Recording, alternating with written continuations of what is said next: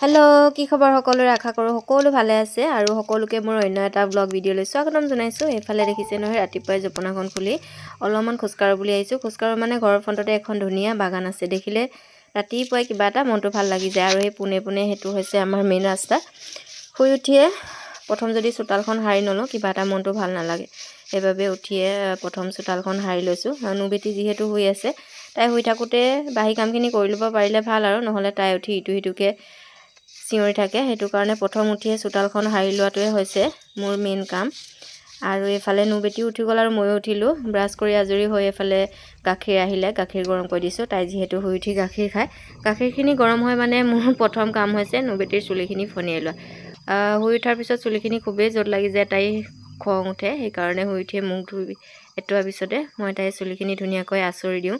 আৰু দিনটোলৈ আজৰি হৈ থকা নিচিনা হয়, যিহেতু এতিয়া স্কুলো বন্ধ হৈ আছে আৰু বিহু পালেহিয়ে নহয় জানো।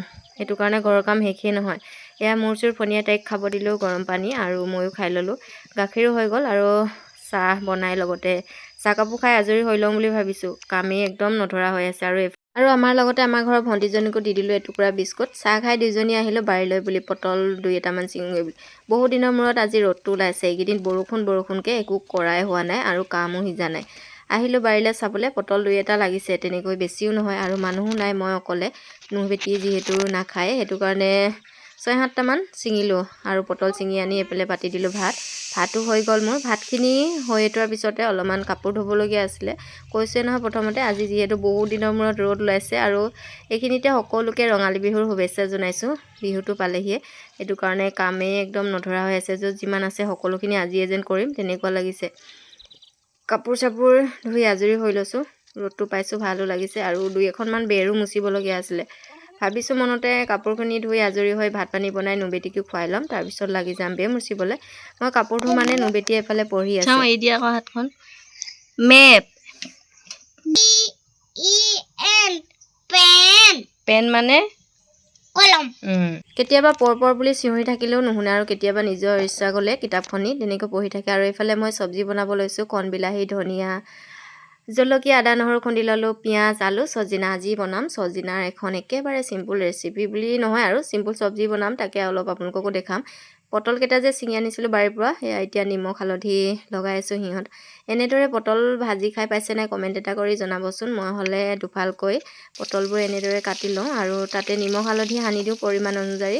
সানি পিনি এনেদৰে এপিচ এপিচকৈ ফ্ৰাই কৰি খাই খুবেই ভাল লাগে। যদি আপোনালোকেও খাই পাইছে তেনেহ'লে নিশ্চয় গম পায় কিমান ভাল লাগে। আৰু যদি পোৱা নাই, এবাৰ এনেদৰে পটলবোৰ ওপৰৰ বাকলিটো অলপমান চুচি কিনি নিমখ হালধি সানি তেলত এনেদৰে ফ্ৰাই কৰি খাই যাবচোন, খুবেই ধুনীয়া লাগে। এইফালে মোৰ হৈ গ'ল পটল ভাজিটো হৈয়ে গ'ল দেখিছে। আৰু এতিয়া পটল ভজা তেলতে মই চজিনা চব্জিখন বনাই ল'ম। ইয়াতে দি দিলোঁ পিঁয়াজ, আদা, নহৰু আৰু নহৰু পাত গোটেইখিনি দি কণ বিলাহীকেইটাও দি দিছোঁ। বিলাহীকেইটা বাৰীতে লাগিছিল নতুনকৈ, সেইটো বাবে দুই এটা হ'লেও দি দিছোঁ আৰু টেঙামীয়া হ'ব, অলপমান ভাল লাগিব লোকেল বিলাহী যিহেতু। আৰু এইফালে চজিনা আৰু আলুখিনি দি অলপমান ভাজি ল'লোঁ আৰু পৰিমাণ অনুযায়ী হালধি নিমখ দি দিছোঁ। বেছিকৈতো মই মছলা নাখাওঁৱেই, প্ৰায় ভিডিঅ' চোৱাসকলে গমেই পায় ৰেচিপি ভিডিঅ' দিলে যে মই বেছি মছলা ব্যৱহাৰ নকৰোঁ বুলি। এইফালে চজিনাখিনি ভালকৈ অলপমান ফ্ৰাই কৰি ল'ম।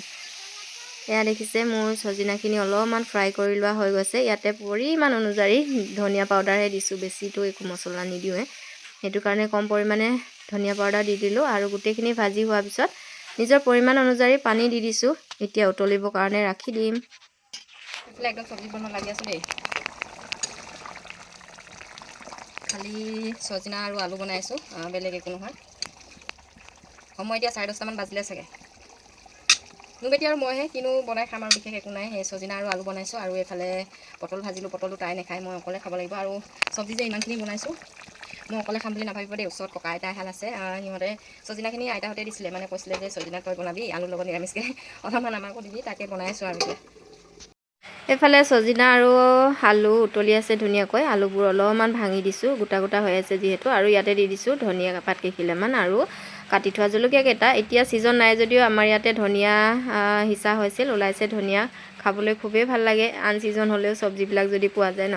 এইফালে হৈ গ'ল মোৰ চজিনা চব্জিৰ ৰেচিপি ৰেডি। আৰু এতিয়া নুবেটিক ভাত দি দিছোঁ। পটল খাই নাখায় তাইহে জানে আৰু।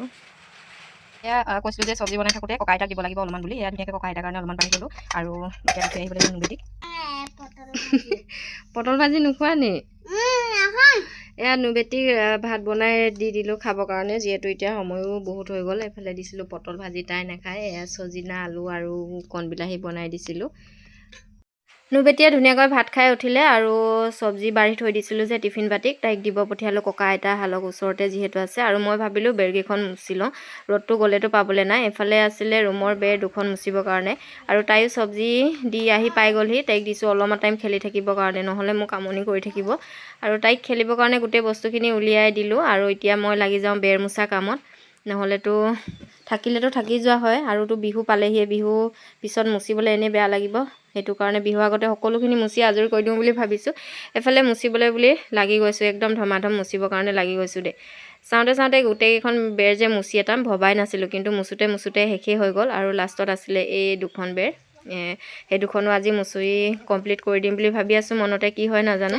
এখন মুচি হৈ গ'ল আৰু এখন মুচি হৈ গ'ল ফাইনেলি এতিয়া সময় বাজিছে 2টা মানে বাজিব হৈ গ'ল বেৰখিনি মুচি আজৰি হৈ গ'ল আৰু ৰ'দটো ইমান ধুনীয়াকৈ দিছে ভালো লাগিছে ৰ'দটো ডাঙৰকৈ দিয়াৰ কাৰণে কাৰণ বেৰখিনি ভালদৰে শুকাব আকৌ ইয়াৰ ওপৰত আৰু এলিকণ দি মুচিব লাগিব মানে সেইটো কাৰণে ৰ'দটো দিলে মুচিব ভাল লাগে মুচিবলৈ বুলিয়ে নহয় আৰু মুচিলে সোনকালে শুকাই যায় ন জেকা ভাৱটো নাথাকে এখনো মুচি ল'লোঁ আৰু এইফালে এখনো মুচি ল'লোঁ দুইখন মুচি আজৰি হৈ গ'লোঁ আজিৰ ভিডিঅ'টো চোৱাৰ বাবে থেংক ইউ দে সকলোকে ইমানতে ভিডিঅ'টো সামৰি দিছোঁ বোকা চোকা লাগি মুখ চুকু অৱস্থা নাইকিয়া হৈ গ'ল আৰু সকলোকে অন্য এটা ভিডিঅ' লগ পাম আজিলৈ বাই বাই